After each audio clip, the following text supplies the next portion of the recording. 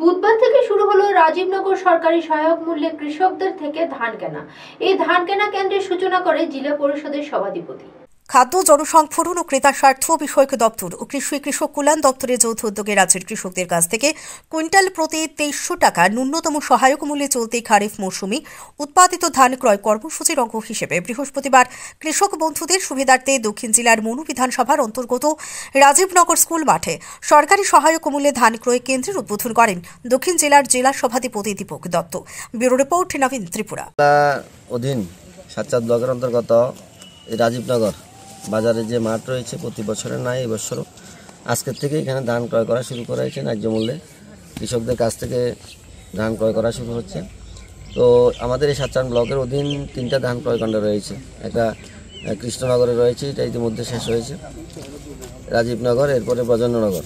তো আমরা এই রাজীবনগর মাঠে গত সিজনে আমরা 370 মেট্রিক টন ধান কৃষকদের কাছ থেকে ক্রয় করেছিল সরকার। তো এবার আপনারা সবাই অবগত রয়েছেন যে বন্যা পরিস্থিতি, দক্ষিণ জেলাতে বন্যা পরিস্থিতির কারণে অনেক কৃষকের ফসল নষ্ট হয়ে গেছে। তবুও আমরা আশা রাখছি 300 মেট্রিক টনের মতো ধান এখান থেকে ক্রয় করা হবে। কিন্তু এখন পর্যন্ত যা রেজিস্ট্রেশন দেখলাম 250 মেট্রিক টনের উপর হয়ে গেছে। তো আমরা আশা রাখবো 300 মেট্রিক টন আমরা এখান থেকে ধান ক্রয় করতে পারবো।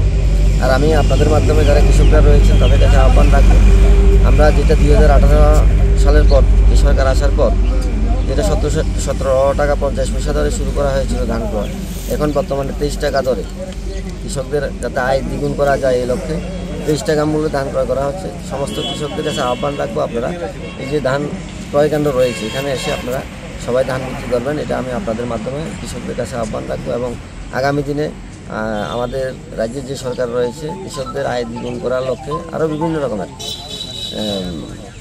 সুযোগ কৃষকদের প্রদান করবেন।